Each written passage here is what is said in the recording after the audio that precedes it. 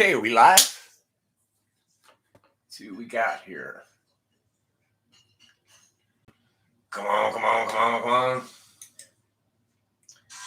Yeah, I got an ad. Really? I guess that's a good thing.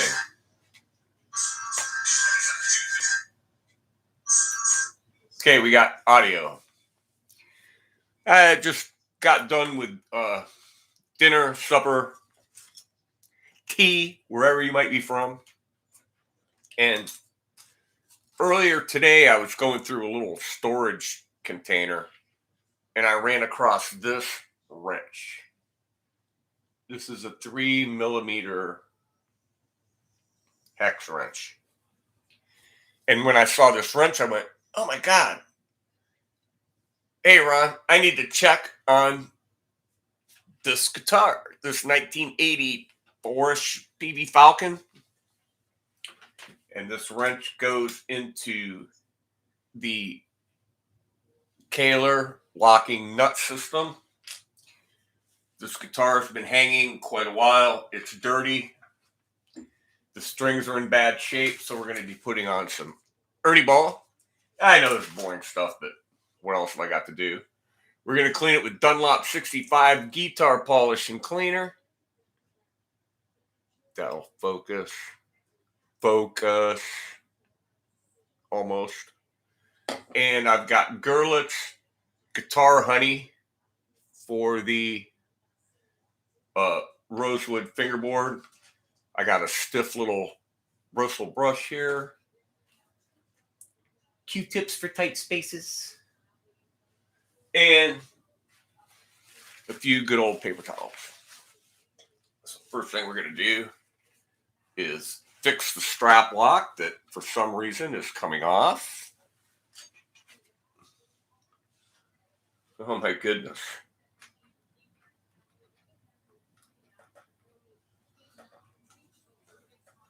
That has never ever been loose on this guitar in all the years I've owned it. And it's tightening right up.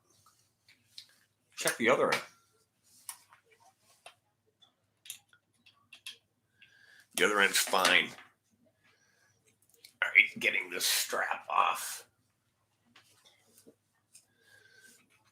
might be a little difficult. There we go. I bought this guitar used from a guy in Cleveland for $100, and this strap came with it. And this is the strap that I have used on this guitar ever since the day I got it. You see a lot of other guitars and stuff down there. This has the Kaler 2-point tremolo. This guitar is very dusty, very dirty.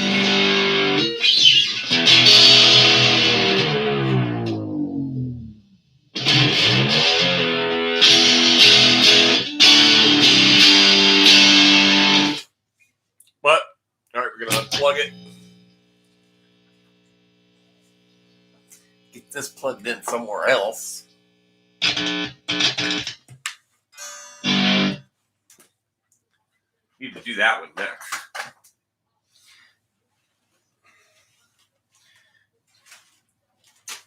I used to put 10s on Stratocasters.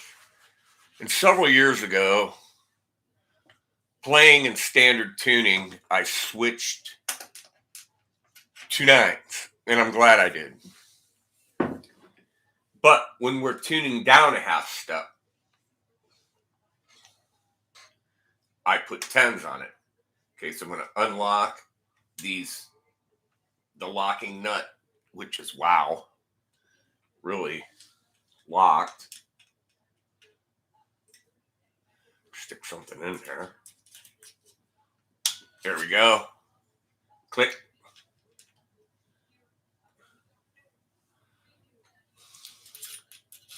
Here we go. Click. It's like that. See, this came out of a set, a folding set. Here's another one that's just free range. I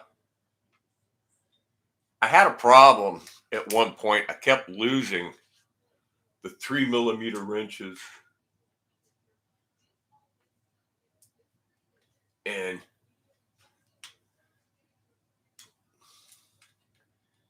I had 3 of these guitars at one time. I got 2 left. I sent a Arctic white one to England. And I use a good old-fashioned string winder to unwind.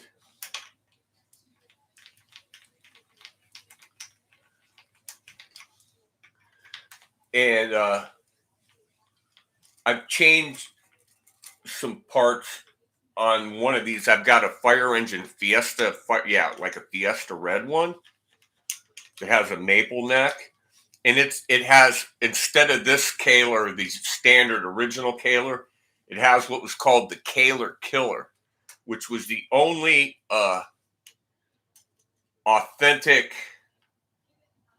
drop-in replacement for this bridge. So all you had to do, you didn't have to replace the posts or anything. All you had to do was take this bridge off and put the other one on. Hopefully I won't run into too many problems here. Usually really fast at string changes, but with this locking nut thing, it makes stuff a little bit different.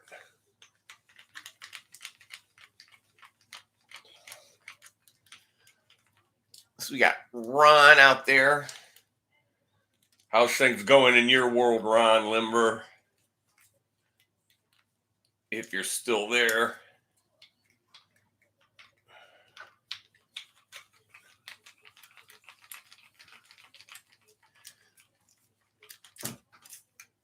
I don't think Ron's ever changed the strings on his guitars. I think his guitars are all completely original. Nah, I'm just kidding you, Ron.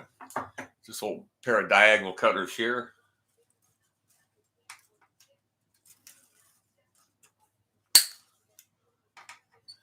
Cut through. It's easier to pull them up through the top with this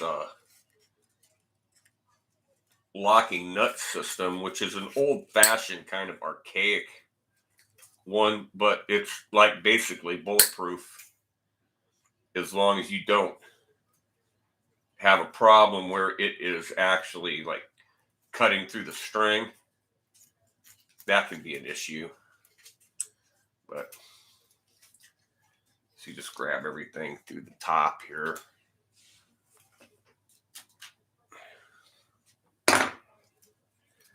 Pull it all out. Throw it all in the bin. Man, is this thing dusty. Dusty, dusty. I like to keep this computer compressed air handy.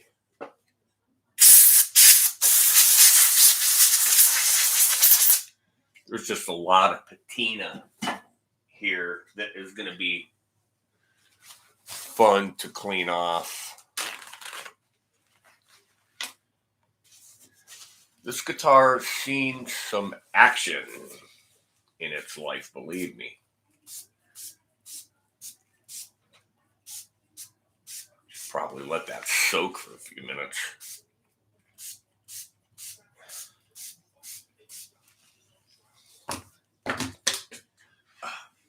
Pulling the strings out through the back. Got a flashlight.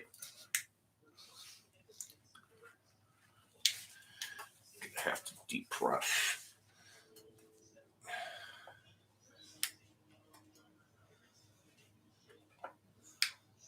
Oh, that's right. See, I'm not even thinking. Ouch.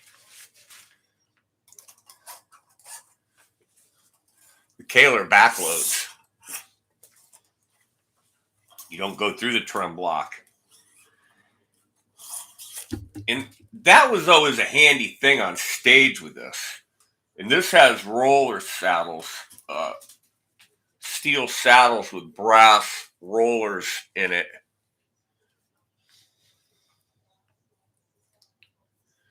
Which make it a nice thing.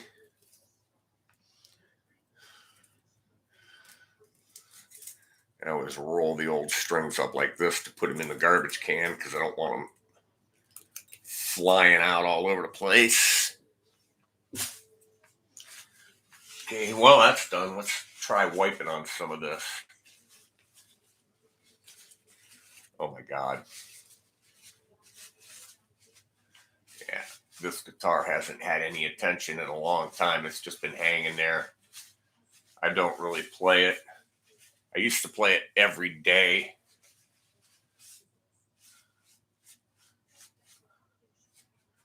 It's got nicks and scratches and burns and everything else you would expect from a well-played guitar.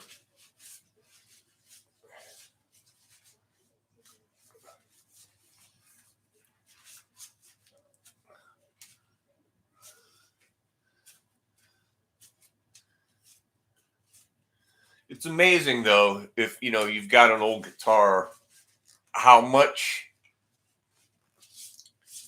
of a difference it'll make just cleaning it up and restringing it, getting some of the grime off of it, especially if it hangs in a hanger for long periods of time.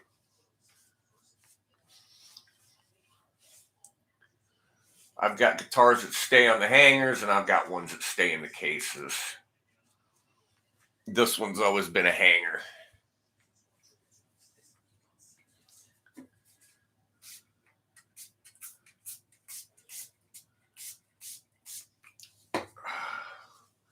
So what have you folks been up to? The holidays are upon us.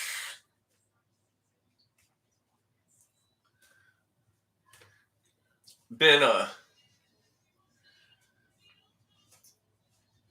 kind of been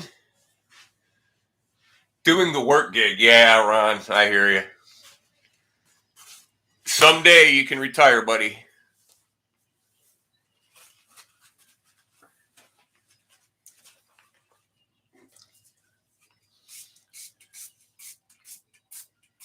It's been kind of scarce on YouTube for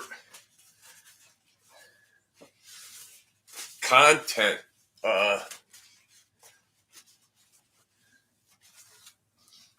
It seems like a lot of stuff is just repetitive stuff that it's all been done before. Like, what's the best guitar for a beginner to buy? We all know the correct answer to that is any guitar you can get your hands on. Right? Right, said Fred. We are going to go live sometime, not this week. This week we're taking the week off. We're not rehearsing or anything because, Thanksgiving, the holidays, people got stuff to do. This is me and Linda's literal first Thanksgiving in 23 years with no family around. Not by choice, not by design, just by circumstance. We would always spend Thanksgiving at Linda's mother's, or my sister would come up from North Carolina and rent a cottage, and we would have like a family reunion.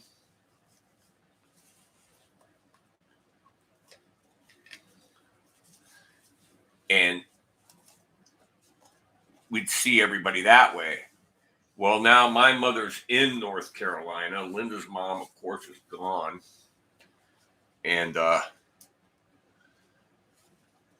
my brother, I don't know what he's doing. I'm sure probably just avoiding people and doing his thing, whatever.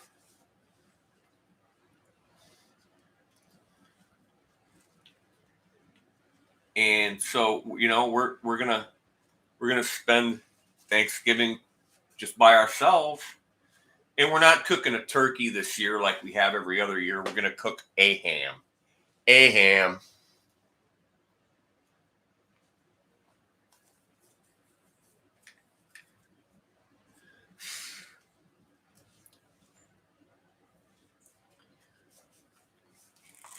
You know, it's hard to get in all these places sometimes. You need Q-tips and some kind of brush helps get in these places, clean them out. John Landino, how you doing, buddy?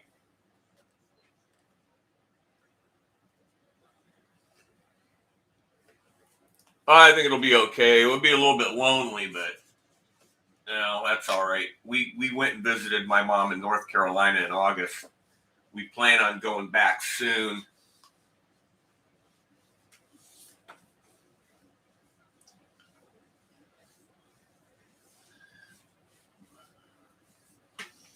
Okay, a lot of this stuff just doesn't clean off because it's like nicks and chunks and stuff. But I hope you guys have a good holiday, you and your family, John, wherever you reside from.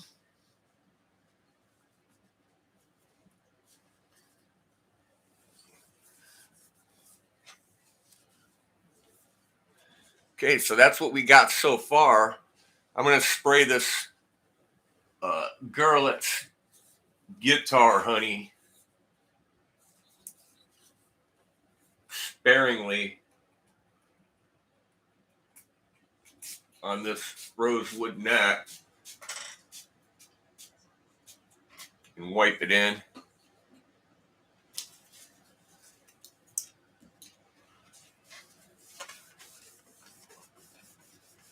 They really look nice after you use this stuff. I'm not going to use anything to polish the frets. I really don't have anything. Detroit. I don't really have anything handy to polish frets with.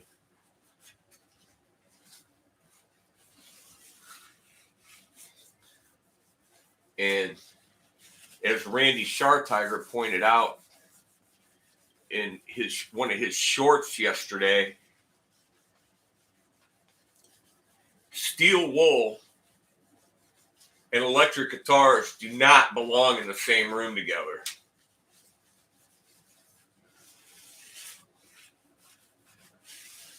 I mean, that's one way of doing it, but I'll tell you what, that's not a preferred way.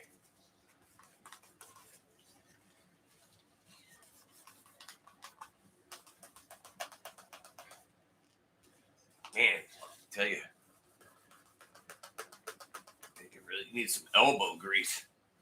These pickups being from 1984, I'll plug this into the mono price when I'm done. When I get it strung up and stretched out and tuned. They have degossed themselves a little bit, which is, that's okay. You know, because you've always got the option of turning the guitar up, right? Turning the amp up. If your pickups are a little weak, turn your amp up. Unless you're the kind of guy that, you know, runs your amp on 10 all the time, then I guess you're going to have to find another solution. But really, that's about all.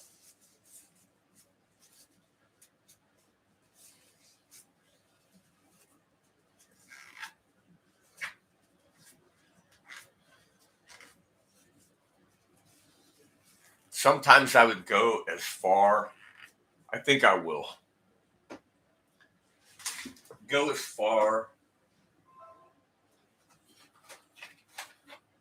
as to use a little toothpaste on the chromey parts.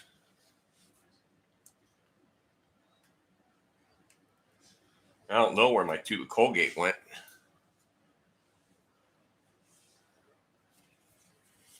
Let's see what it does to one. But toothpaste actually has a small amount of abrasive in it, and it will shine chrome.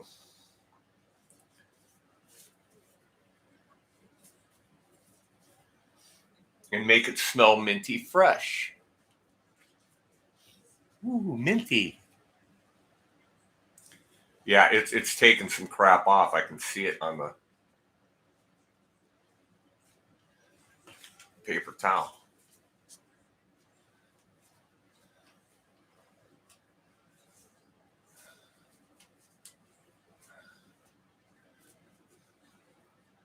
Yep.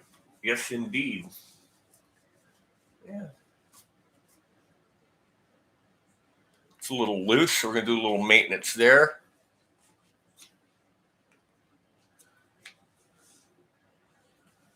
Just tighten that screw up a little bit.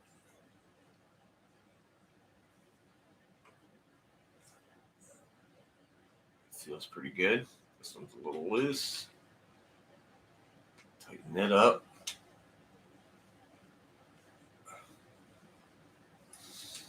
Tighten.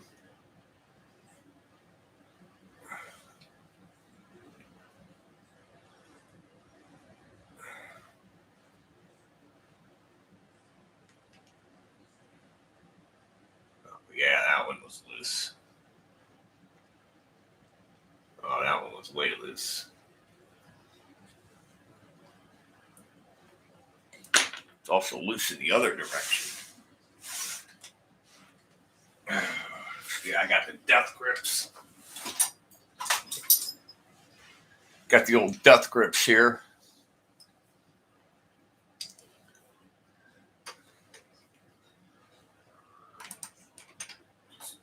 Give these a quick twist. Flick of the wrist.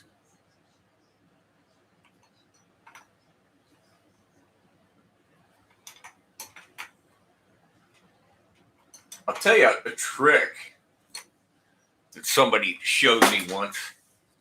Take stuff like bridges off and tuning keys and put them in some kind of basket, like a strainer basket, and put them in the dishwasher, and it really, really cleans them up. It does an amazing job. Okay, so back to my toothpaste bit.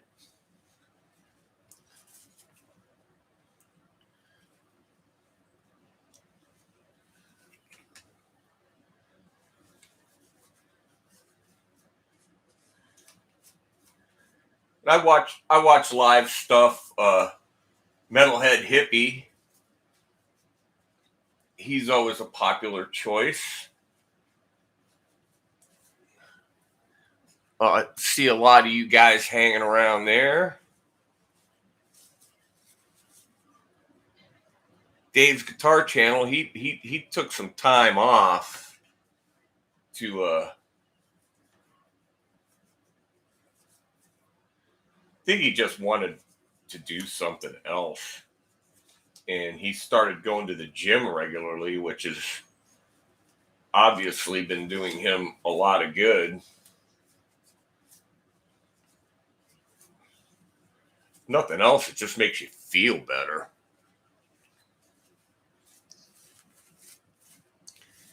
We've been busy around here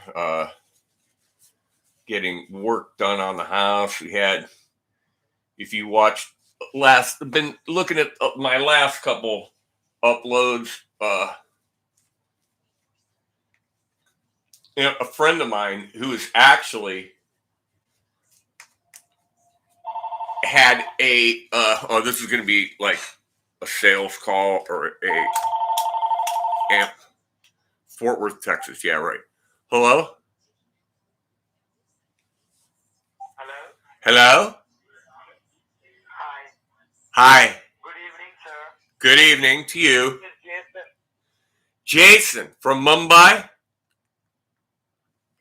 No, from Florida. Florida. Oh, Florida. Is that next to Mumbai? No. No. What do you want, Jason? I'm gonna fuck you, sir. I'm gonna fuck your daughter. Well, if I had one, you might be able to, but well, so move on. Your daughter? Move on. Okay, hey, I'm busy. I gotta go. Right. Okay, that was Jason from Florida. Wants to do something nasty to my daughter.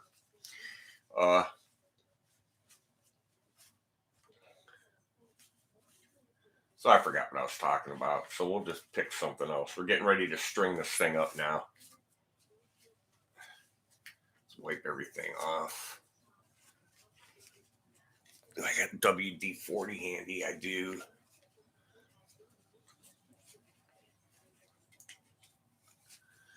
I don't know if squirting WD-40 into these roller nuts is really a good idea.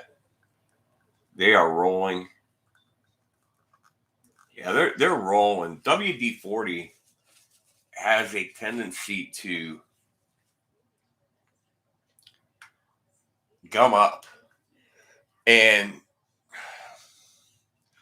I mean, I've known for years that you do not put WD-40 on electrical switches and try to clean stuff, electrical switches with WD-40. I mean, I learned that years and years and years ago that was a no-no. And I know there's people that still do it or think that it works, and it doesn't work. It just gums everything up. And literally the worst thing for guitars and amps and pots, one of the worst things is tobacco smoke. Tobacco smoke can absolutely wreak havoc on your potentiometers and your switches. Now this one has it's had a goofy switch, 5-way switch ever since I got it. And when I got it,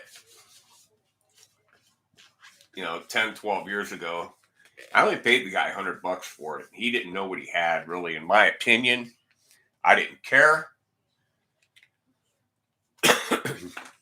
I offered him $100. Oh, that's not what I want. I want this contact cleaner. Anyway, when I got the guitar, he said the bridge pickup did not work. Well, what it was a dirty switch. And I took the guitar apart at the time and cleaned the switch. And it has always had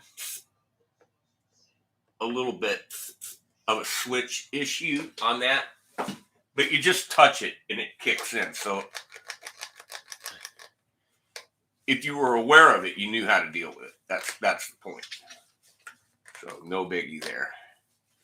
But tobacco smoke, DW40, WD-40, DW40, WD-40, they all are very bad. Drugs are bad, okay? Cigarette smoke is bad, okay? For musical instruments, amplifiers, electronics, lungs, right? Okay, we're ready. We've got a heavy whammy bar. That's just a stiff old bar, man. Real heavy duty, heavy threads.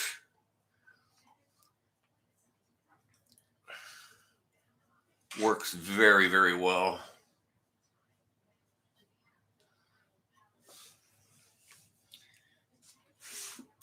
And since everything is packaged these days like it's going to escape, I'm not even going to attempt it. I'm just going to cut these strings open with a pair of scissors right off the bat.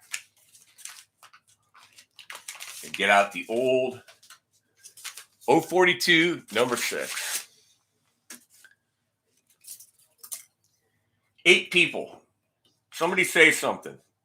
Even if you're bored,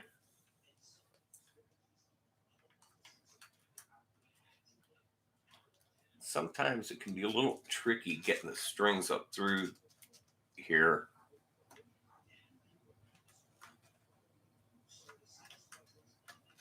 There we go. You got to roll it up over the roller. Janice, you can stay long enough to say hi.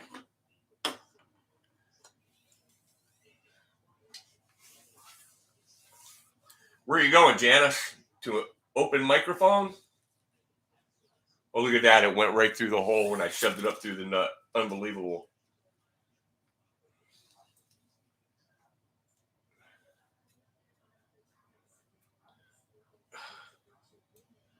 Bend that up. Get my little twisty tool.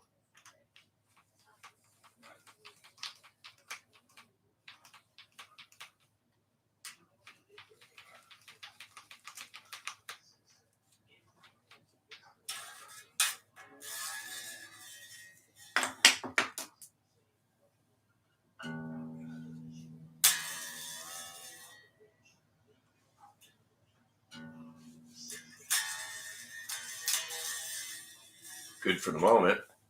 Gotta stretch it out. Bend it up. Cut it. No click.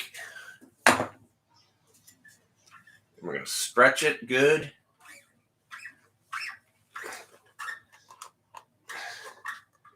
Why people don't stretch their strings?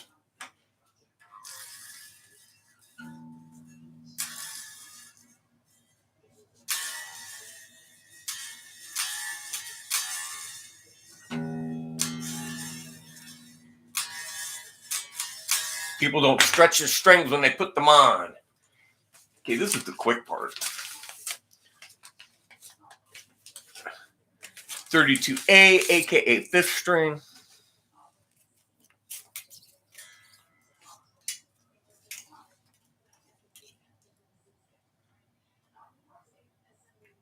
Find the hole.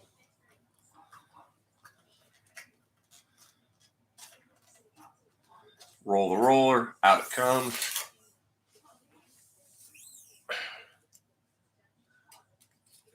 Up through the locking nut. Through the tuning key. Bend it straight up. String windy thing. Dwight, how you doing, Dwight? Welcome to Ed's Boredom Challenge.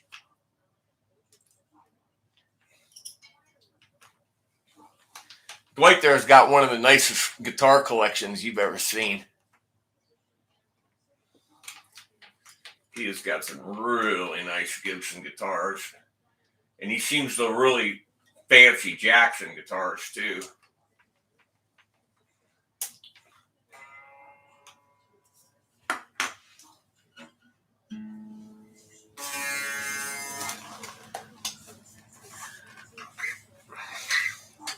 Stretch this out.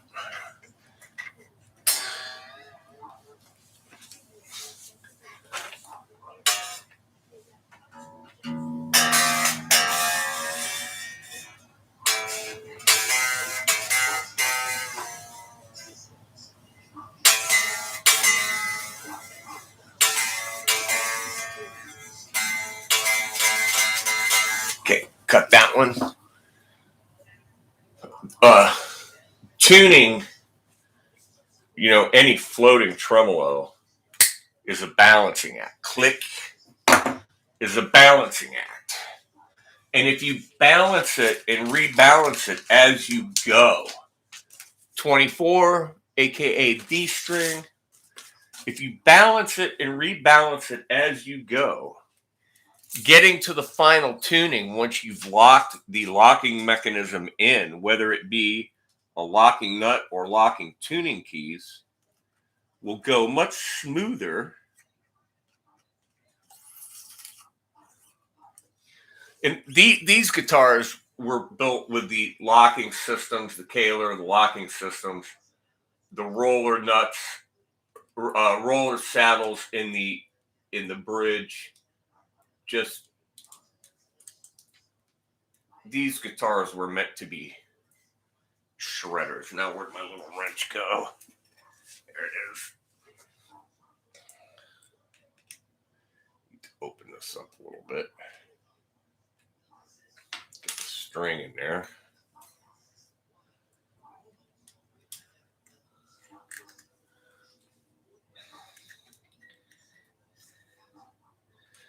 And there's a certain way the string has to go through that nut, because there's a little plate that the screw tightens against that you've got to be between the plate and the rest of the locking nut, I guess you'd call it. And it's the wind up.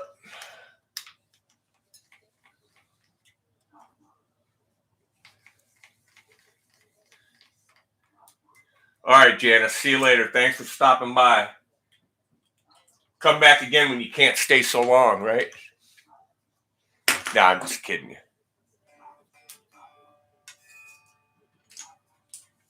Okay.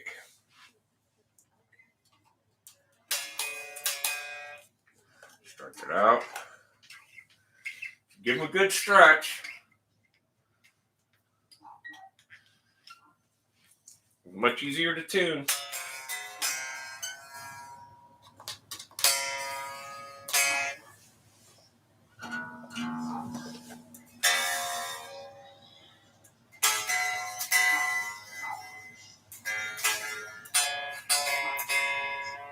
And you'll see when I get down to here, these fine tuners, they are really, really touchy, fine adjustment.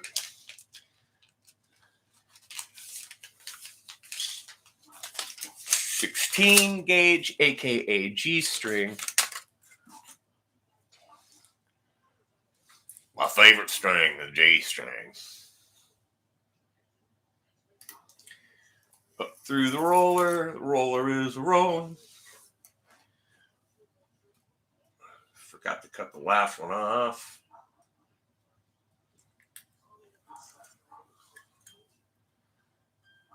Do that now to preserve an eye poke.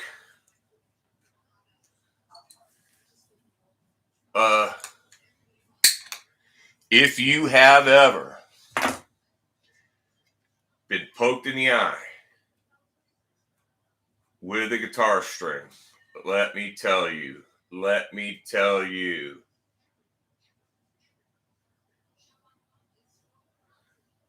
just be glad it didn't get you really good, because it ain't no fun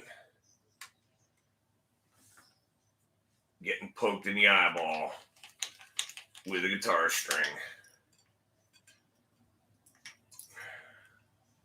There's absolutely nothing cool about it.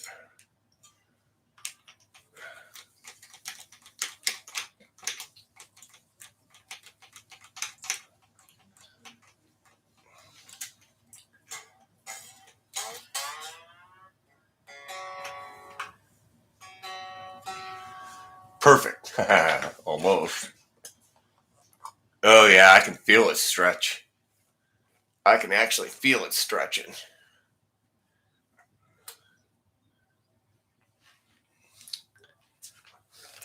Hey, Pooh Ninja, just flying through.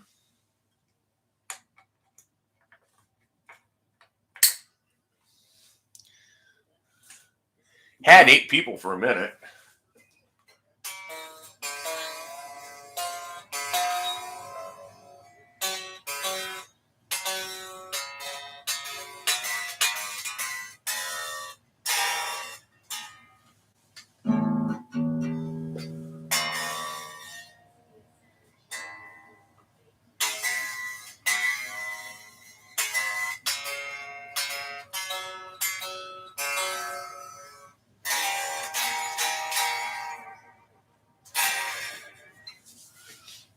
Next string. Yeah, they're like the hybrids. Pooh, yeah, I've used those.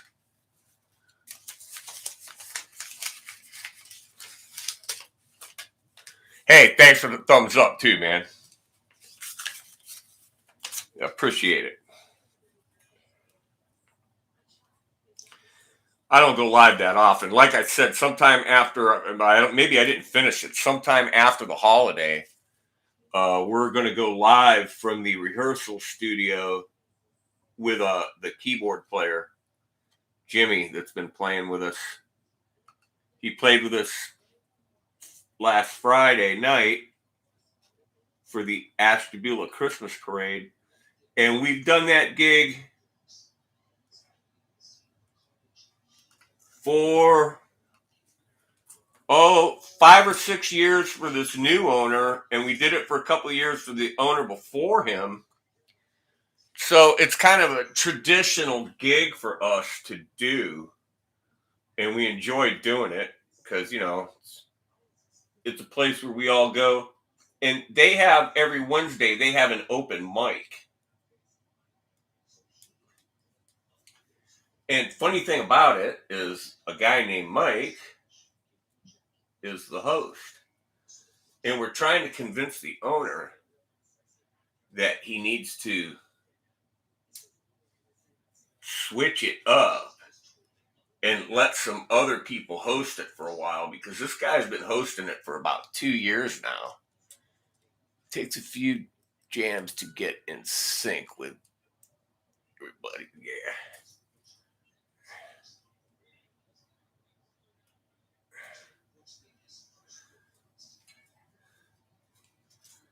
And let some new people kind of host it. And because the guy that hosts it now, he's a great guy. He's a good player. He's a keyboard player. He doesn't sing. He just does instrumental stuff. But he kind of lets it get away from him. He lets people come up and play and just lets them stay up there as long as they want.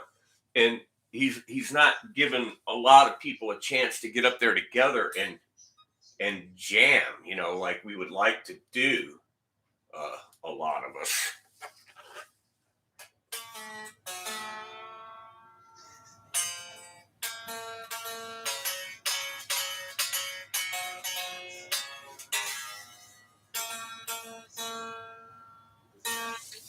Okay, this is going to be pretty far off when I throw it on the tuner, but it'll be closer than it would be had I not tuned it as I went and kept retuning and stretching the strings, considering it's a floating Kaler bridge. And the 9, aka first string, last string.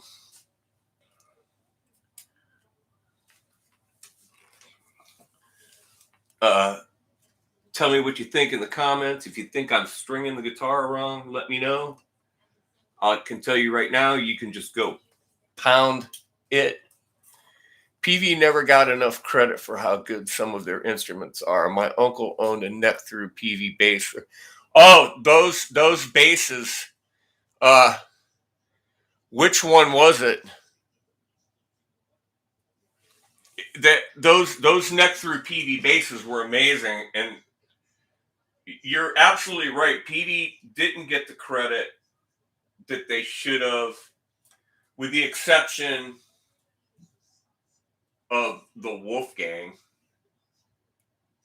And there was definitely a target audience for the Wolfgang. Okay, there's no disputing the fact that the guitar was a shredder's guitar, but these Falcons and some of the other Peavey Strat style guitars, their full intention was was a super Strat, and they were super Strats.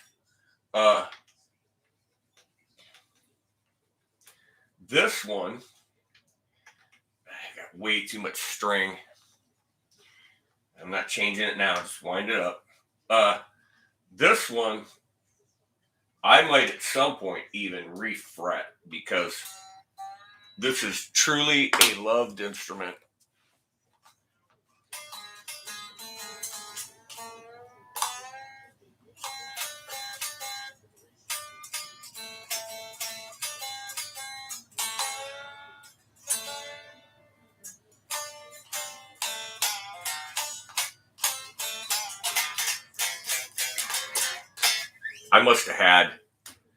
I must have had tens on this. I did, because this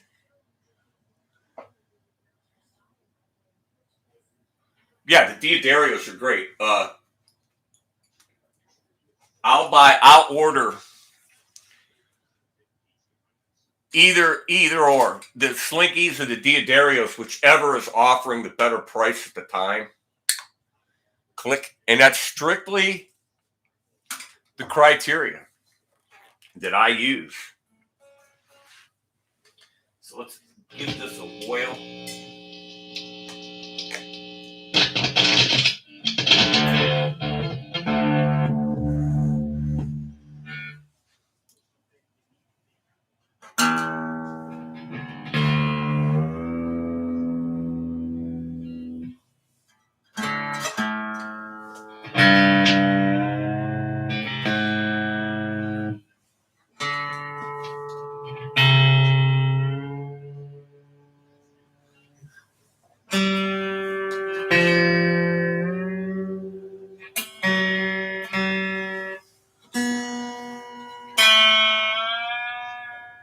You want to do this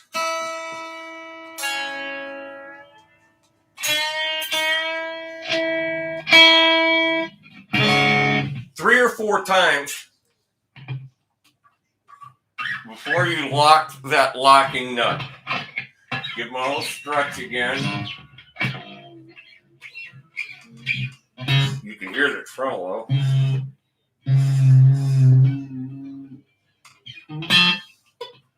Stretch them all out again. Don't break one.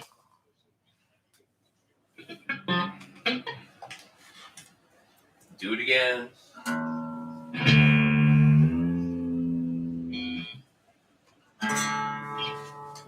Get closer.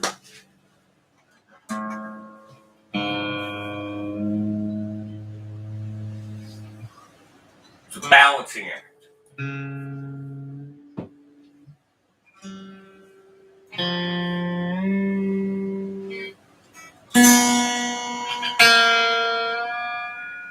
See, we're getting closer.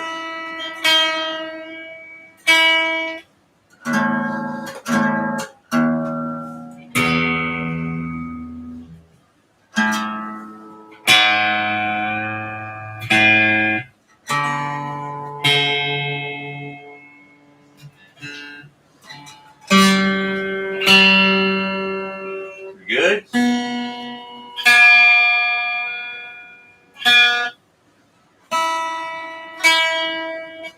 Okay, I'm going to lock it up.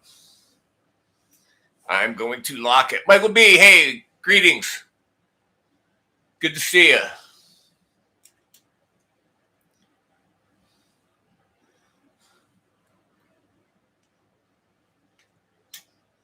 There's that little metal plate in this locking nut. I accidentally took it all the way out once, unscrewed it all the way, and the plate fell out. If you put the plate in upside down, I was actually on a Fender. That was on a Japanese Fender with a Fender System 1 tremolo. If you put that little plate in there upside down, when you lock it down, it cuts through your string and ruins your string, and you got to put a new one on.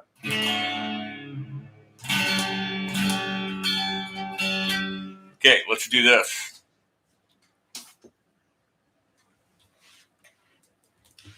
Let's go over here. Just back a little bit, if we can, without dropping it.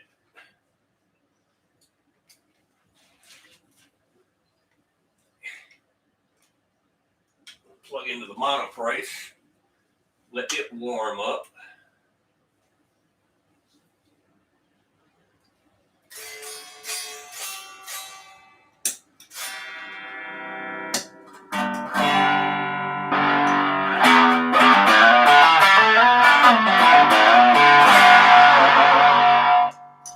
And we're going to go with the fine tuners. Oh, almost there. It's there.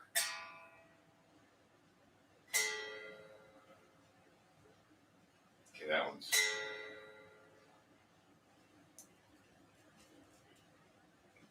a little.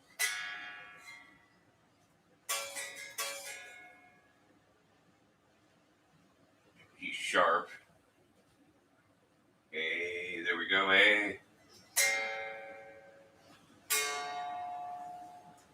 Use low. These fine tuners are very fine.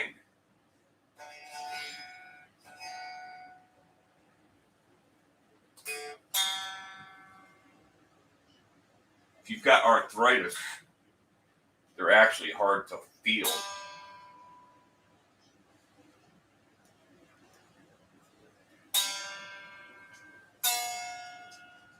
I've got my other one of these. I took the locking nut off and put locking tuners. Ooh. All the way up to C. There's B, E.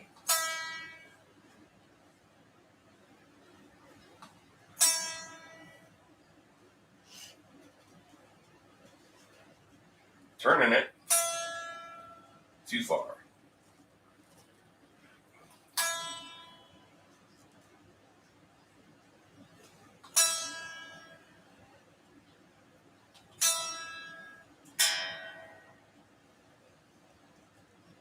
Just a balancing act.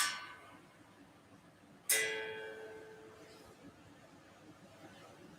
takes very little turning on that tuner to do it.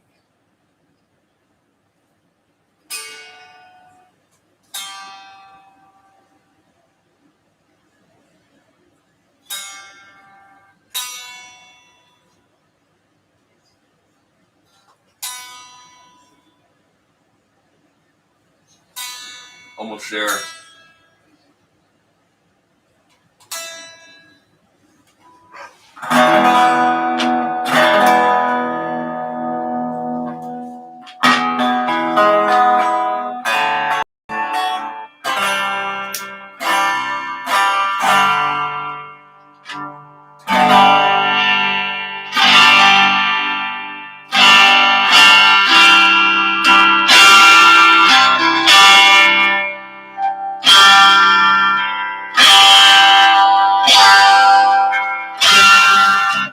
Okay, neck. Neck and middle. That whack. Middle. Middle and bridge.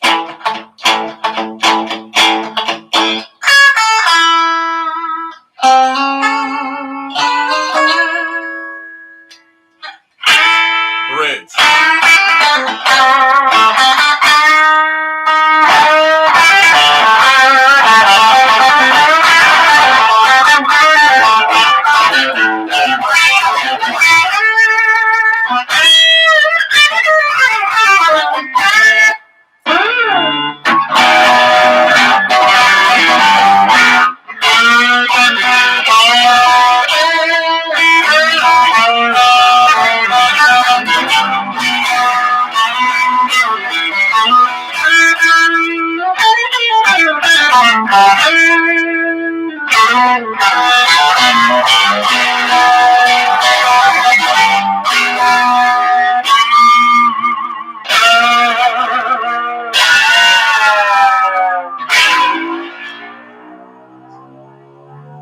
Peavey is all I play. Good for you, man. It used to be all I played.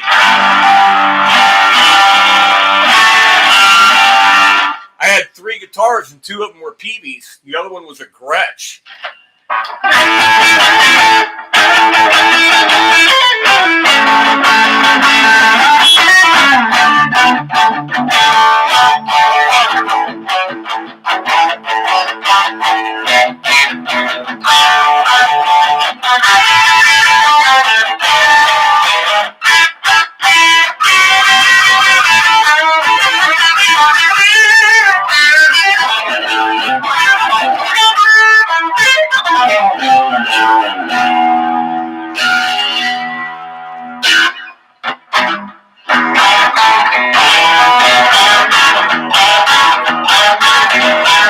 I have 12 of them at the moment. I've got 1, 2, 3. I got 4 Peavey guitars. I don't have any Peavey basses right now.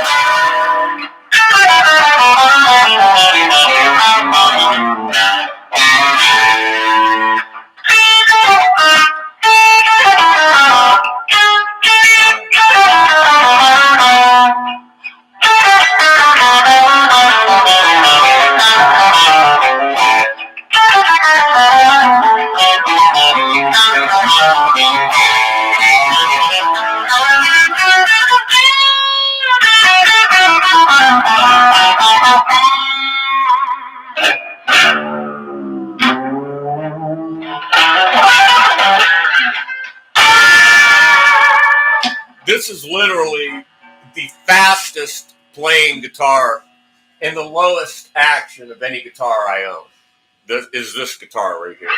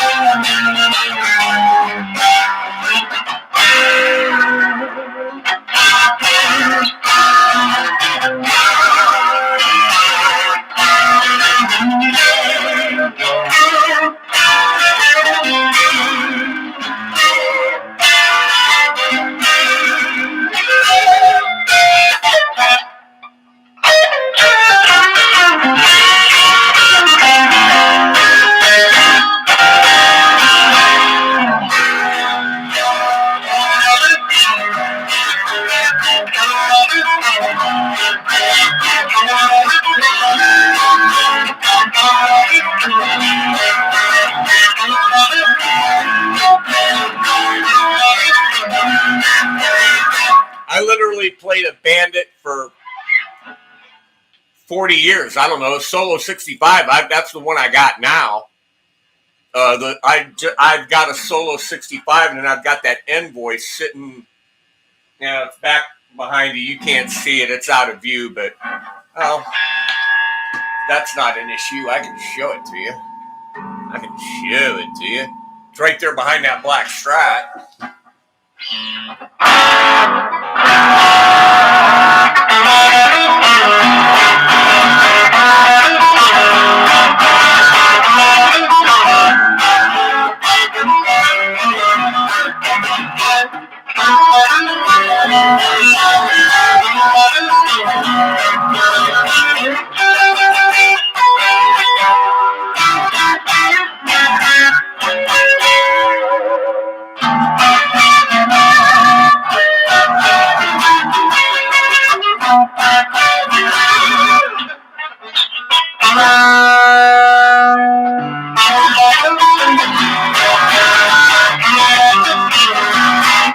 Yeah, I'll start using StreamYard a little bit and, having other people come on.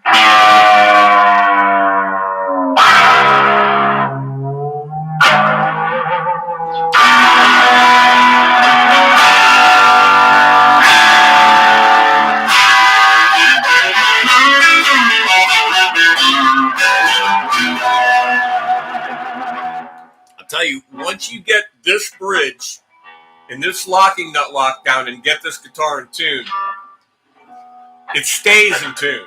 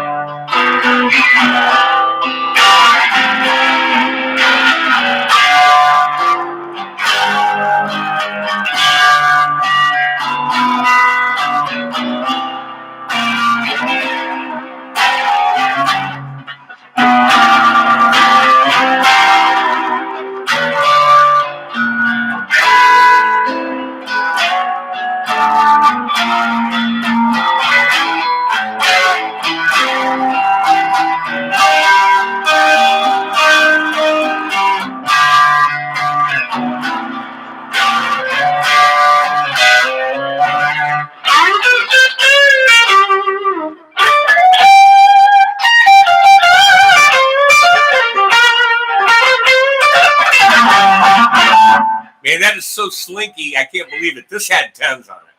I can tell just by when I picked it up, I didn't think they were, but having 9s on it now, I know it had 10s.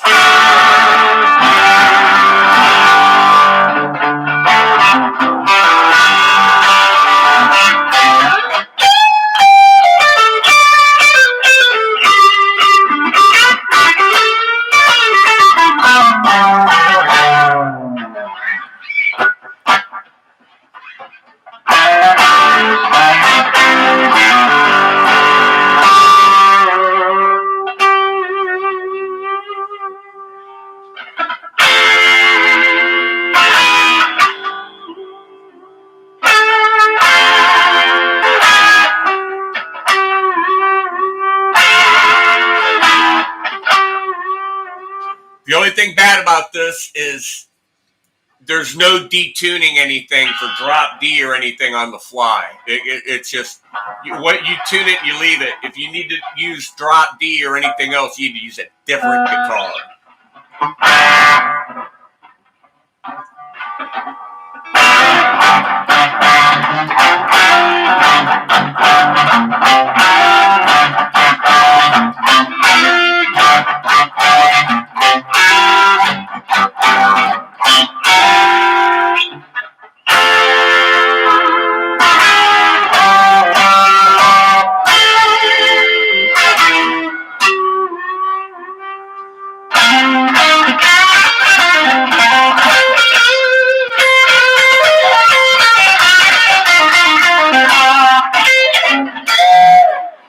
I'll show you something there.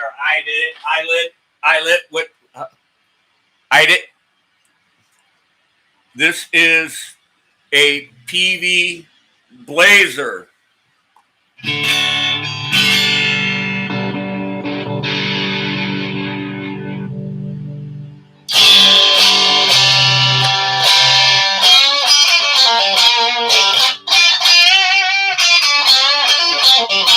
I'm using a little Vox DA5 for a preamp, but stale.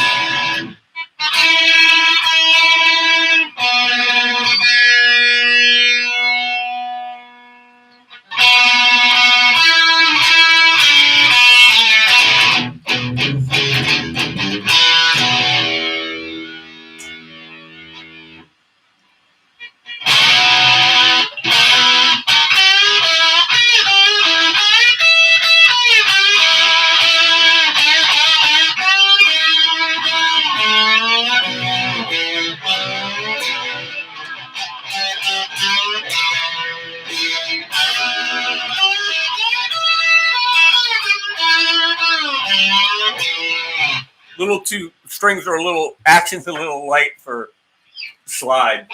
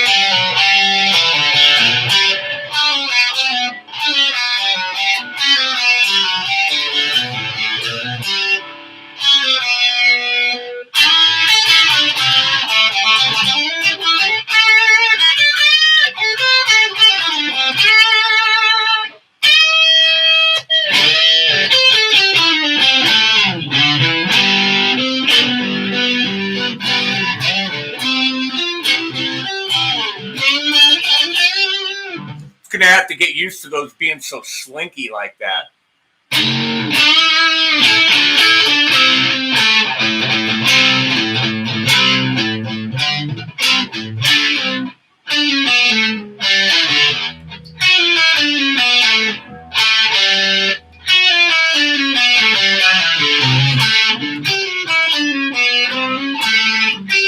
There it is.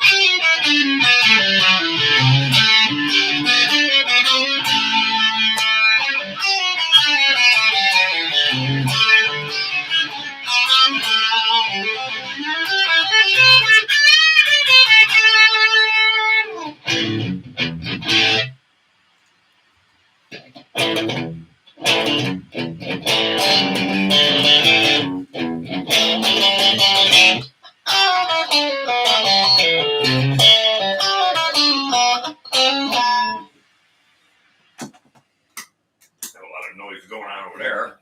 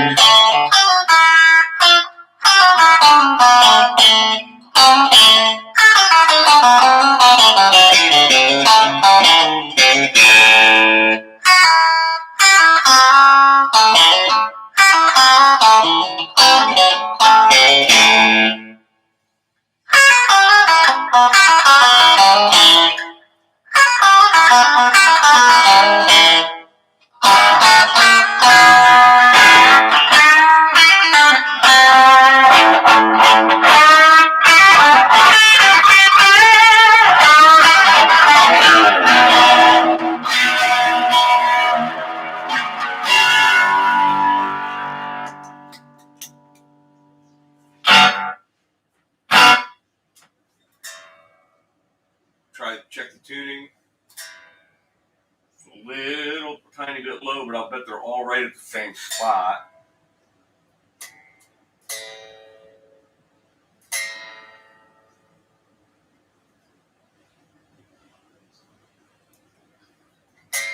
Hard to do. Just flashing between green and one flat light. It's hard to turn it the right amount without overturning it.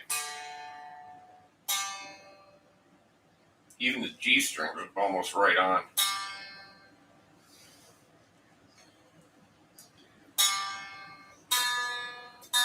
Yeah, it was that D string went flat. I didn't stretch it enough. The lighter strings have a tendency to go flat right way when after a string change.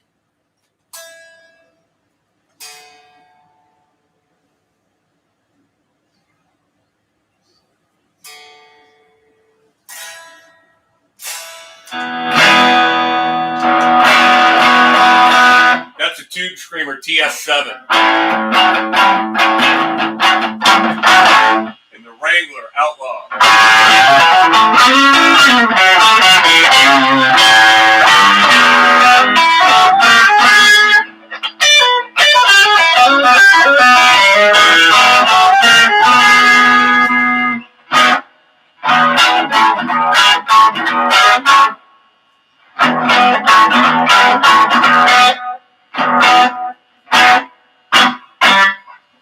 Little more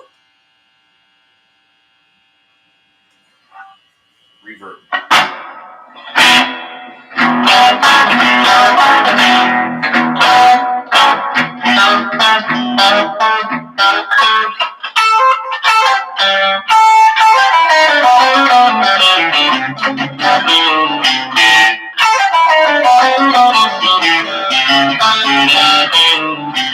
I can't even feel those strings under my hands almost.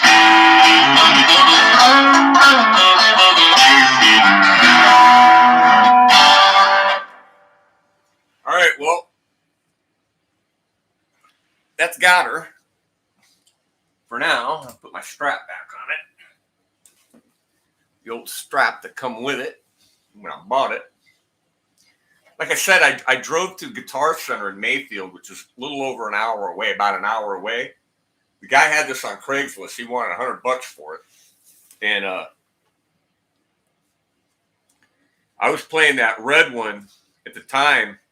It had a Seymour Duncan in it. And I saw this one on Craigslist. And the red one has a maple fretboard. This one has a rosewood fretboard. And this is also a heavier guitar than the other one. So I think this one might be ash. And the other one like poplar. But he said he had no use for it because he just bought a Les Paul and would have no use for this guitar anymore. And I said, $100, man, I'll take it. And so I went and picked it up. And like I said, I sprayed out the switch and it worked because he said the pickup didn't work. And then the music store I was working at, another Arctic White one came in with a maple fretboard. But the frets on that one were pretty much shot when I got it. And I addressed the frets, but I never replaced them or anything like that. I never did anything like that with the frets. I just dressed them and played it that way. And then a friend of mine from England at the time wanted to buy it. And I only had less than $200 in the guitar. I had 3 of them. I was never playing that one. The frets were shot. I knew he could refret it himself.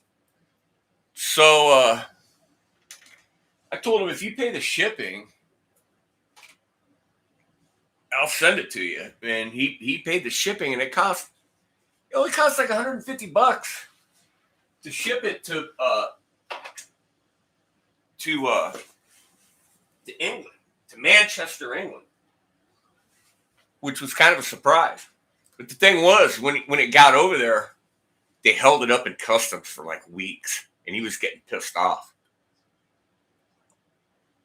And they just, they held the guitar up. He finally got it. And he did exactly what he said he was going to do. He tore it apart. He refretted it. He did a bunch of neck work on it. And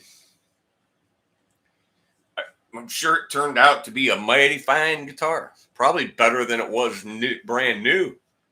But that being said, well, the acoustic bass is going fine. I don't play it. Linda does. But it's great. The Guild Jumbo Junior. Got to find a gig bag for it, a nice gig bag for it.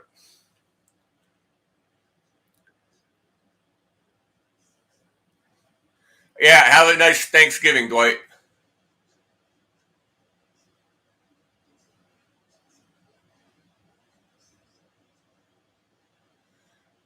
Yeah, same thing. I don't have the deluxe reverb, but I've got a DeVille that I don't use. 60 watts, 410s. I don't play that thing. It's too big. I play the Blues Junior. I had 2 Blues Juniors. I sold one. I've got that Windsor, that Peavey Windsor. That's a 40-watt tube amp right above it. That thing cranks. But it lacks in the cleans. It's not a real clean-sounding amp. And a lot of times it's just a bit too loud. Now, that one over there is a 40-watt solid-state Peavey Envoy, and it's got a great clean channel and kind of a crappy, dirty channel. So I use the clean channel in my pedal board.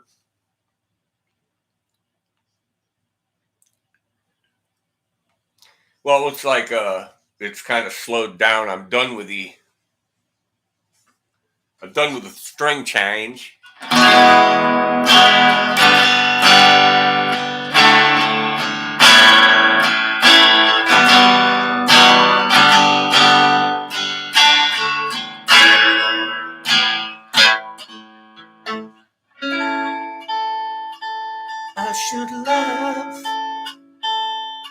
I cry because your love has passed me by. You took me by surprise. I didn't realize that you were waiting. I know you love, but carries on.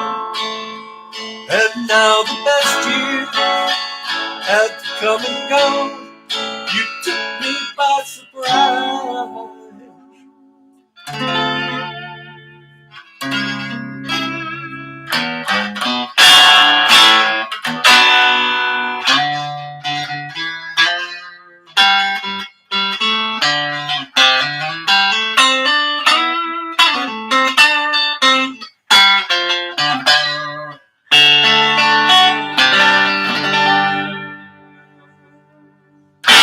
It's a fun guitar to play. It always has been.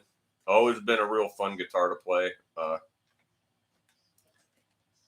So I'll do something with it. I'll do some playing here with it, recording a little bit maybe. I used to have the link to the Peavey archives that gave you all the specs on all their old guitars. I've also got, if you're still here, this was my main guitar for 25 years. Was this guitar right here, the Peavey Milestone, without the tremolo.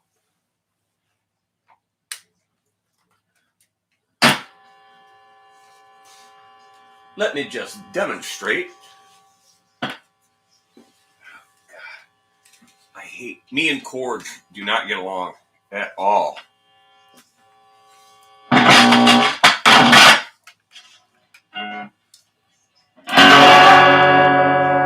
Yeah.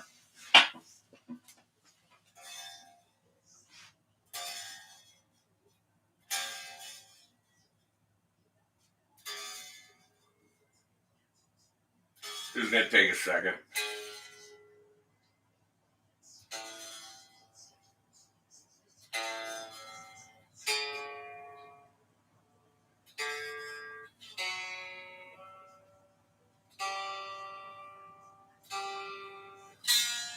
Man.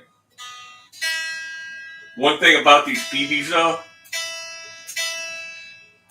these two-way laminated necks never move. Once you adjust the truss rod, you were done. That was it.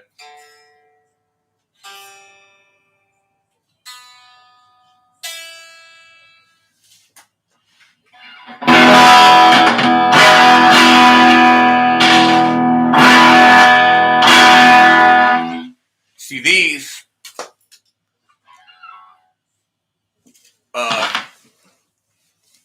wide open on the tone. Okay, so I'm on the bridge pickup, switch up. Here's the volume, here's the tone. When you're wide open, it's a single coil. When you back it off, like to 7, it becomes a humbucker. A lot darker. Same thing with the bridge pickup.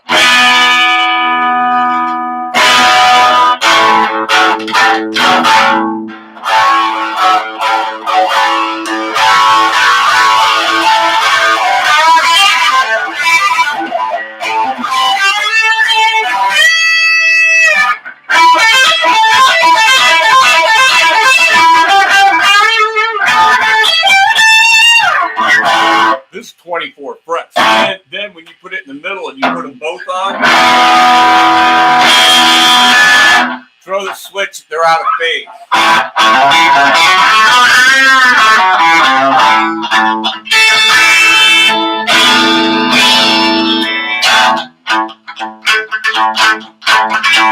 I've got a T60, yeah. The only thing is there's only one volume control for both pickups as opposed to T60 had 2 volume controls. T60, I've still got it in 1979. It's the original guitar. It was the first guitar I ever bought new. And I I played that until this came along. And back in like 1984 or 83 or 84, this guitar was in the local Peavey shop where I bought my T60 for $379, I believe. It was less than a Telecaster and less than a Strat at the time. This one was about $600.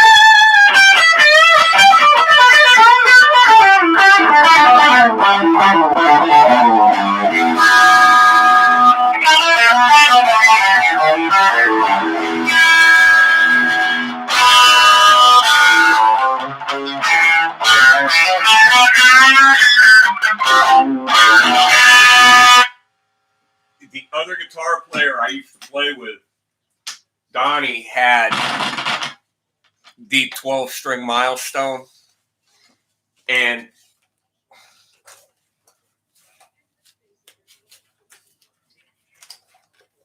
he claimed that he couldn't keep it in tune. I always thought it was him, but I would have. He sold that guitar. I went over to his house one day, and I just went. He had a new Carvin guitar. He had bought a Carvin out of the catalog, had it custom built. He picked all the wood and the paint and everything. And he sold the 12-string Peavey Milestone and a Squire Strat. He sold them to help pay for the Carvin that he ordered. And I was like, oh man, I wish you would have told me you were going to do that, because I would have loved to have got my hands on that Peavey Milestone 12-string. That'd be something to have now, That'd be a really cool thing to have. Yeah, they had the Hydra too. Yeah. I never got my hands on one of those. I never got to touch one. I always loved the Mantis. I always loved the Peavey Mantis with the one pickup and the like Floyd Rose style bridge. I love the Mantis. I thought they were cool. I used to keep my eye on Mantises. I'm going to look on eBay right now. They're going to tell me I don't have eBay saved. Shit. Yes, I do. Okay, Peavey Mantis. No, don't want to upgrade my experience.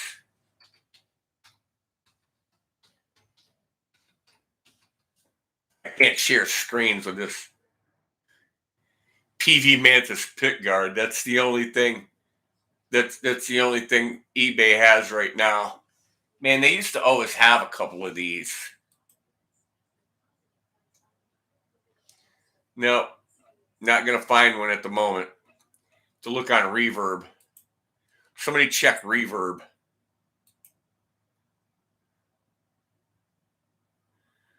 $1,300 to $1,500. Wow.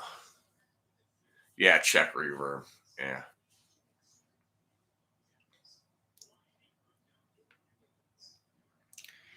Oi, oi, oi, oi, oi.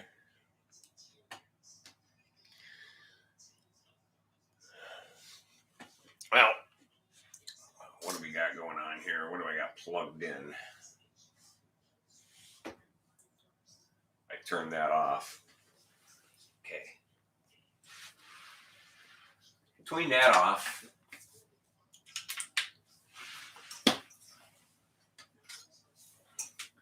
this is my everyday sitting here guitar, the Epiphone Special, Les Paul Special in TV yellow with the P90 pickups.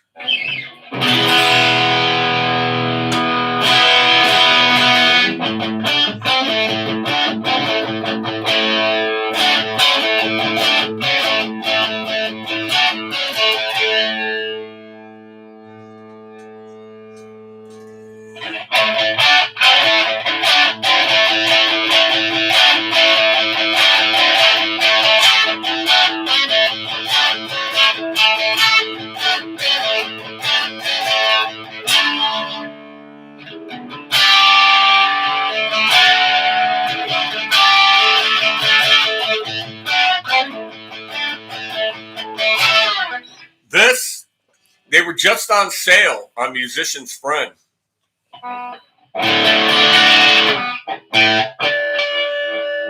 It was more expensive than when I got it.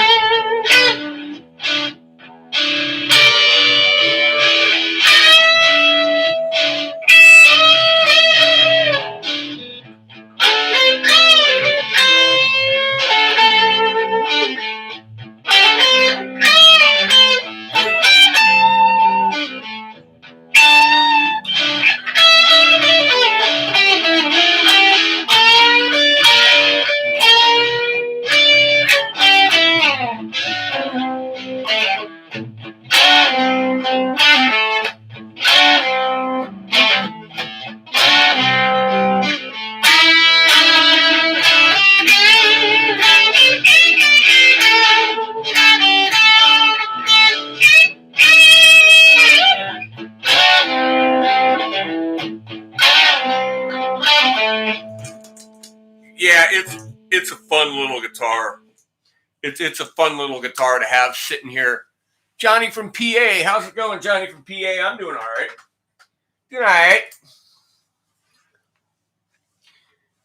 You missed all the excitement. You missed the hour-long string change because it was a monster bridge like that with a locking nut and all the fancy stuff.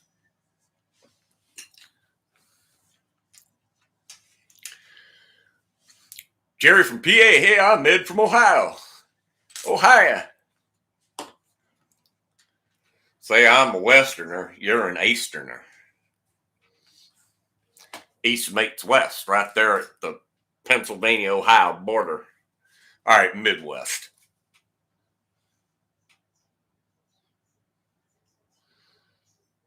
I stole a couple really lame jokes and used them at the Christmas parade that we played at Friday.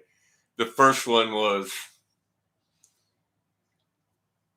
I think after the first of the year, I'm going to get a job, start a career cleaning mirrors. It's something I could see myself doing. And what was the other one? Oh, yeah. You're complaining about people having their Christmas tree up already? Dude, I'm already drunk for St. Patrick's Day. Linda thinks my jokes are lame. And they are.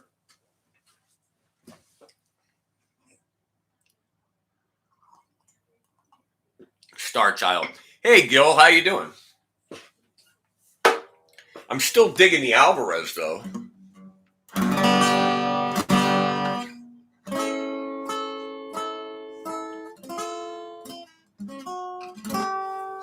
Hey, Clive. I'll show that.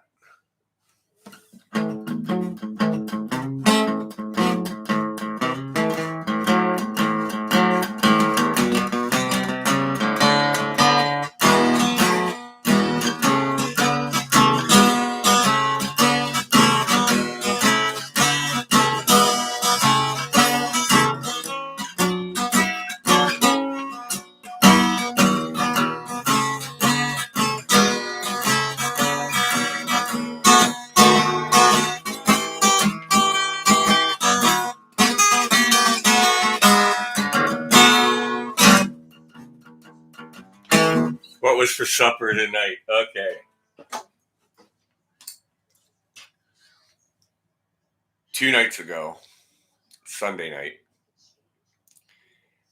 I made Swiss steak. Okay.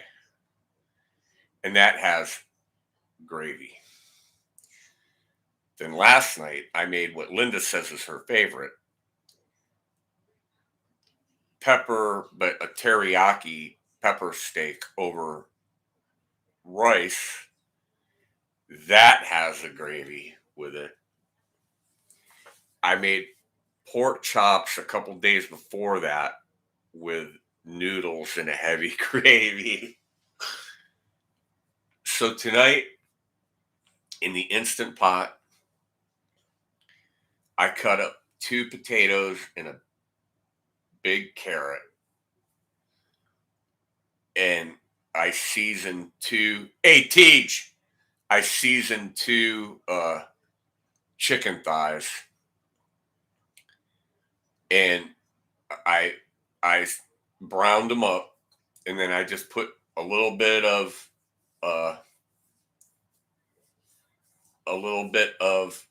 chicken broth in the bottom of the Instant Pot and dumped the carrots and potatoes and celery in, and then put the chicken breasts or thighs in and cooked them, then took them out and put them under the broiler to crisp them up on the top for like 3-4 minutes and pulled them out. Because I think she was getting gravied out. I think it was just over gravy, too much gravy. So I laid off the gravy, and then a couple other nights ago, I made my Fiesta Goulash, which is ground beef and elbow macaroni with tomato, red and yellow and green pepper and onion and mushroom.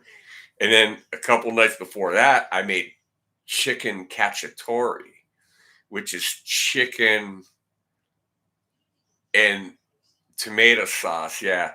So like I've been really gravying it up lately. Then now you saw my short.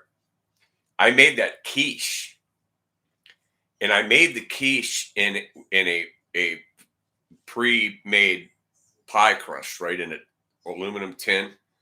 Today at the supermarket, I saw spring-loaded pans, and I almost bought one. But it was a really deep. It was like a 3-inch spring-loaded pan.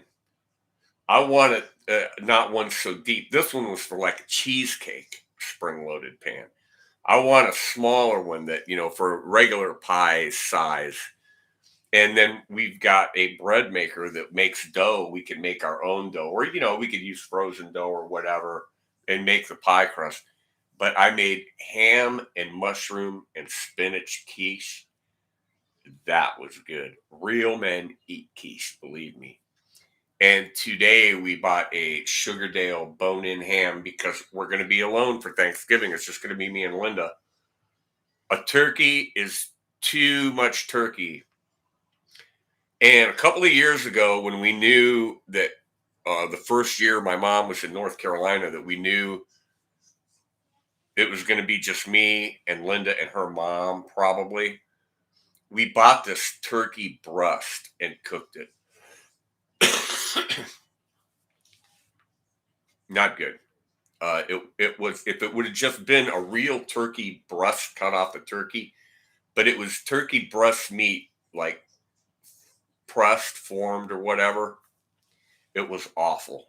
It was awful. And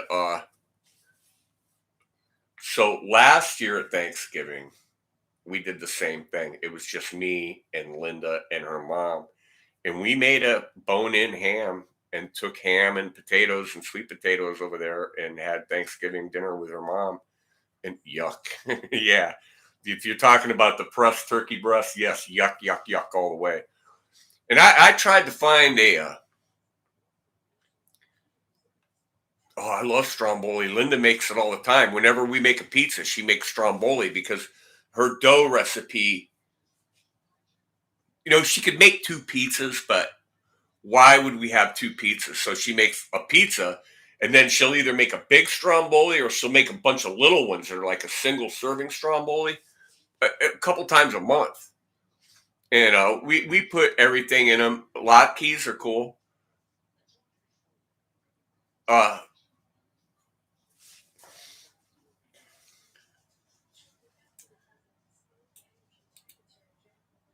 I gotta look what latkes are. It's like a pierogi.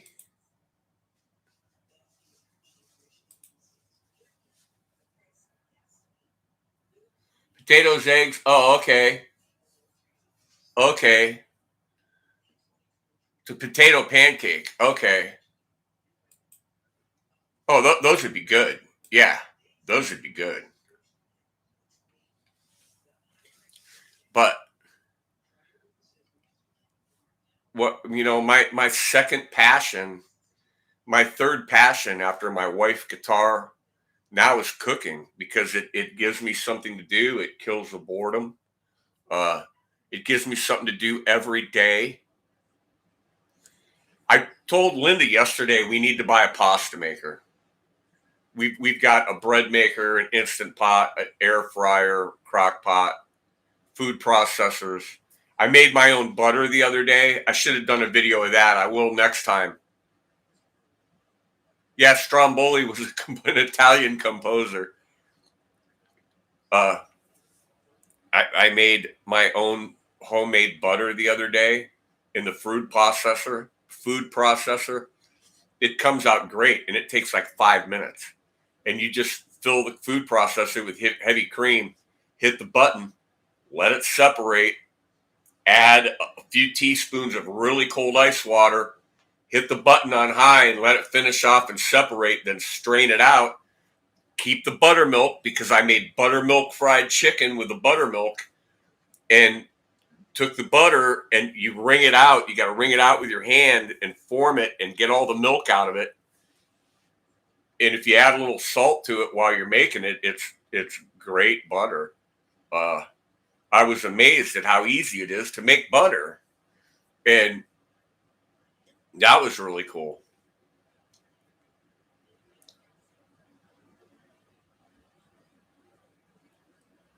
But I try to do like different things every week because Linda is a fussy eater, man. She's fussy eater, and it's hard to find things she will eat. And she used to do all the cooking, and with everything else she had to do, it was just pretty normal for her. Baking chicken in the oven, cooking pork chops on the stove, stuff like that. And I got the Instant Pot. It started off with me when she was not cooking, and I had to do it, and I was doing it in the crock pot and learning crock pot recipes. And that's okay, but it takes all day. And so everybody started telling me about Instant Pots. And for Christmas last year, or my birthday, one of them, it's been my birthday, I got an Instant Pot. And I was on my way. Then I got the air fryer lid for it. I've made coconut shrimp. I've made sweet potato French fries, which I love. Linda won't eat them because she won't eat sweet potatoes, so she won't eat the sweet potato French fries, but I like them. Cook a lot of fish in the air fryer. Oh, and my other thing is all summer long, I grill. I'm out on the grill every day in the summertime. And, I love cooking on the grill. Just pick a meat and fresh vegetables and grill them up. We were eating a lot of asparagus. And I had a guy come and paint my bathroom. And I was a drywaller painter by trade. I just couldn't bring myself to do it. I didn't want to look at it. I didn't want to touch it. Yeah, coconut shrimp were great. So I had my friend, who is the same thing, a drywaller and painter by trade, come over and patch up a wall and primer it, and then put a primer and put a semi-gloss on the ceiling, white on the ceiling. And he was here for 2 days, partial days painting. And I was getting this like burn in my throat and my mouth. And I had the heavy smell of paint in. I could smell and taste the paint, right? It was a latex paint. It shouldn't bother you, but it stunk the house up. So the house was permeated with this paint smell. And prior to that, I had burned my foot at a gig and got this big blister. And the blister popped wearing a pair of sandals while they were roofing my garage. And I was out there working with the roofers, and it got infected. And my foot got really screwed up in September and October or August and September. It went on. It seemed like it was never going to heal. And I had to go to the doctor. They put me on a antibiotic, which is really nasty, called doxycycline. So every day I would take this doxycycline when I got up, first thing, because it said take it on an empty stomach is the best way to absorb it. And I would sit here and be so nauseated that I had to wait until that feeling that I was going to throw up went away.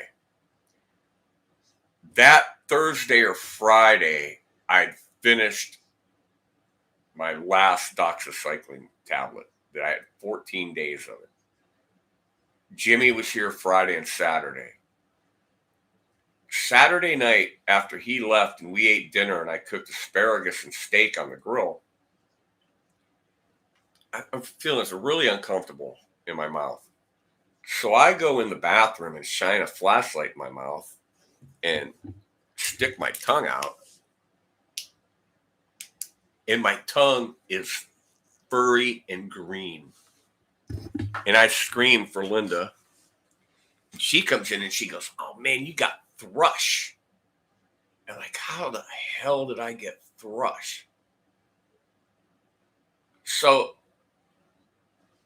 I'm like, well, I can't live with this. And it was like 10 o'clock at night. I can't live with this. So we had to go to the ER. So we go to the ER. And the nurse looks at it. She goes, "It's not, I don't think it's thrush." Which now I'm worried, because if it's not thrush, what the hell is it? She goes, "What did you have for dinner tonight?" And I go, "Asparagus and steak." And she goes, "Well, the reason your tongue is green," and this is disgusting, but it's hilarious.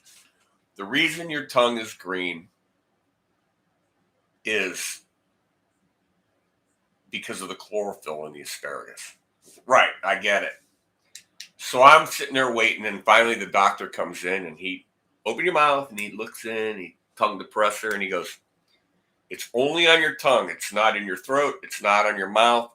I go, "I can feel it in my throat." He goes, "Ed, your tongue goes back quite a ways. Okay, that's what you're feeling. It's on your tongue. I'll be right back." So he leaves, and he's gone for like half an hour. And I'm thinking, oh, for God's sakes, make me wait here. Yes, this is common with antibiotics, especially this nasty doxycycline. He comes back and he goes, "What you have is a thing called hairy black tongue." And I go, "Nah, you're joking." Because this guy was kind of funny anyway. He's kind of a light light mannered doctor. He's kind of a didn't seem real worked up or serious about anything. He goes, "No, I'm not joking, man. It's hairy black tongue." And I go, "From what?" We talked for a few minutes. He goes, "Okay, it could have been a side effect from the doxycycline. It'll get a coating on your tongue, and then you ate the asparagus and the green, and that's what made you see it." And I said, "Yeah," and I was feeling it for a couple of days, but I never looked. I didn't check it.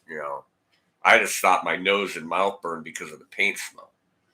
And I go, "Well, what do I do now? Do I have to take another antibiotic to get rid of this?" He goes, "No." He goes, "Nothing." He goes, "It won't hurt you. It's just your taste buds have swollen up and they turn green from that stuff, and it'll just fall off." He goes, "Go home and take a toothbrush and some toothpaste and mouthwash and scrub it a little bit, not real aggressive, just lightly for a few days." And I did that, and after like 3 days, it pretty much it all cleared up. But it was like, what a thing to happen! Really, unbelievable. It just terrible, terribly, terribly, terrible, terrible.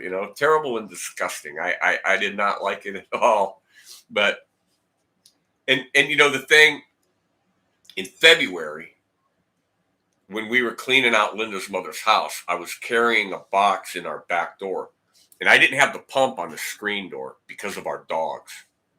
My big dog she doesn't do it as much as anymore, but when I put that door up there, she would bum rush it when she thought there was an animal out there. And if it was in your hand, she'd hit that door. So I took the pump off so that I could just let go, and she'd hit it and it'd fly open, and not hurt her. Because she's 80-pound dog, knocking the storm door out of her way. A little aluminum storm door, crossbuck, cheapy storm door is not going to hurt her. And the reason I had that cheap door on there is because the other dog scratches it from the outside.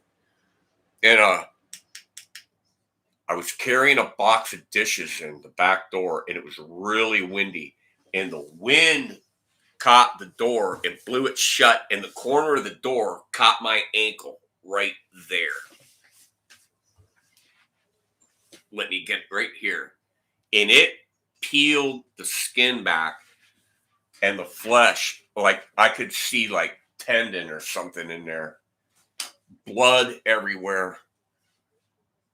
Man, I screamed. I threw a towel on it. I ran in the bathroom. I put pressure on it, and I took this butterfly bandage, and I put the butterfly over it, and I just went and sat down.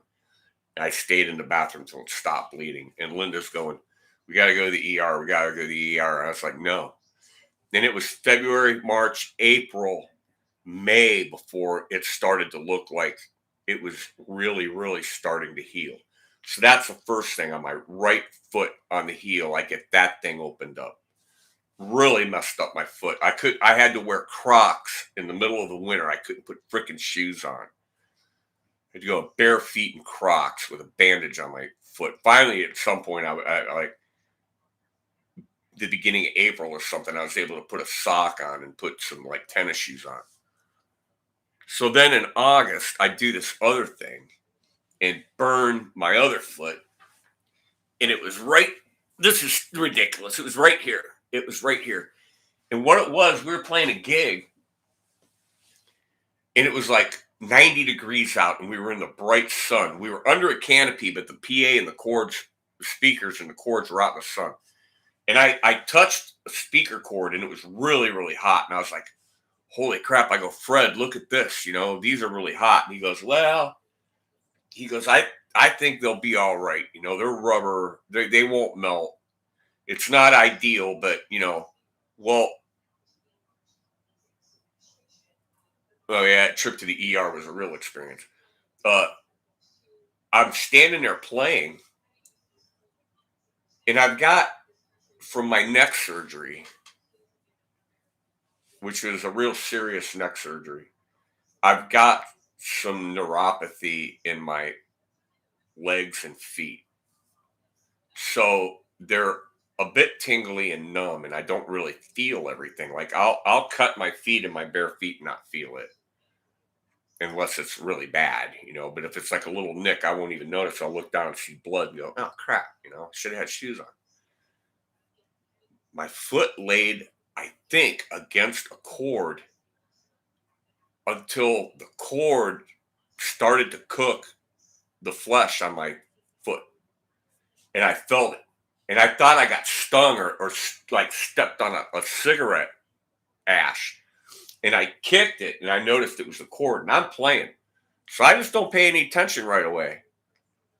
And I had my shoes off because we were on a carpeted stage, and it's just something that I do. Linda does it too. She plays in her bare feet. We're freaking hillbillies. I can't help it. I take my shoes off when my feet get really hot or uncomfortable. And I came home that night because we were playing from 2 to 6. And we get home that night and we're eating like dinner. We'd stopped and got some pizza from a place at the lake. And I'm sitting on the couch eating in the recliner with my foot up, and I look down and there's this big, huge blister on my foot. This big, giant blister. And I'm like, oh my God. And I show it to Linda, and she's like, just leave it alone. Don't do anything to it. Take a bandage and put it over it. Just leave it. Don't pop it. So I did that, you know, and so I can't put a shoe on again. You know, I'm in a position where I can't wear a shoe, not even the Crocs. I had to wear a pair of flip-flops. Thank God it was, you know, like the beginning of September or the end of August. I can't remember. It was the very end of August. But the roofer showed up, and he's a friend of mine, and they were out there doing my garage roof, and I was out there with him and walking around in those flip-flops and picking up scrap and stuff off the ground, and they were tearing insulation out of my garage, and I was moving shit around, and I broke that thing open, and it got infected. And so that was the other thing. So I was like, man, you know, and the doctor told me, he goes, you got to kind of treat your feet a little better. You have to kind of act like you're a diabetic. You have to look at them, check them. You have to, don't go around in your bare feet, which I'm going to go around in my bare feet. I have my whole life. And I'm, you know, if I want to be in my bare feet, I'm going to be in my bare feet. But anyway, all right, 3 more minutes, and I've been on here for 2 hours. This is the longest stream I've done in years. Several years. Like I said, the Hush Band will be going live sometime after Thanksgiving with Jimmy Fuller, the keyboard player, from Fred's house in our rehearsal studio. I will try to get the sound. Usually I do it with a laptop and a USB mic, what I think I'll do is I'll actually take a USB mixing board, or I'll take a USB interface and try miking the room with some regular uh, Shure microphones, or Fred's got a couple Sennheisers or something like that, as opposed to this Conneaut Audio Development USB microphone that I can't seem to show you right now. But this thing right here, it's just a USB mic, not stereo or anything. But I've got a USB mixing board that I can plug. I could put 6 mics into it if I want, and set them all around the room and mic the whole room and get a sound, and then pump that through OSB into YouTube and see how that works. So maybe I'll try that. It's a lot of setup for hours streaming, but just maybe.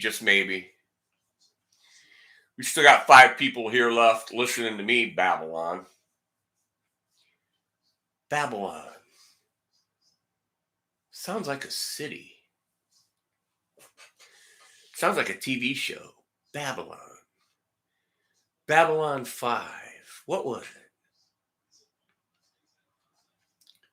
it? Okay, we got 1 minute here to go. Counting down, 50 seconds. Everybody, thanks for tuning in. You guys that are my regulars. Jerry from PA, glad to see you. Michael B. T. Joe is glad to see you. We need to get together before we get old. Gil, yeah, Star Trek. Gil, thanks, Gil. Clive. I know there were some other people. I did. Dwight, thanks for stopping in, Dwight. Everybody else, Epiphonium, Pooh Ninja, Janice, Ron. I appreciate it, guys. It's always a pleasure. Padded Pedal Room. Hey, now you show up. Well, you're going to have to watch it on the replay. Yeah, I like SM57s just fine. I use a 58 for my vocals, but we are old, pal. I know, Teach. But, let's get together before we get much older, like the song says. And Spike's Bikes, how you doing, Spike, the lurker, the silent one? All right, guys. Thanks for tuning in. If I can think, happy Thanksgiving, everybody. Enjoy your holiday. Eat as much as you want. You've got my permission. Eat as much as you want. Look, I know it's only Tuesday, but it's a short week and it ends with pie and shopping. We can do this.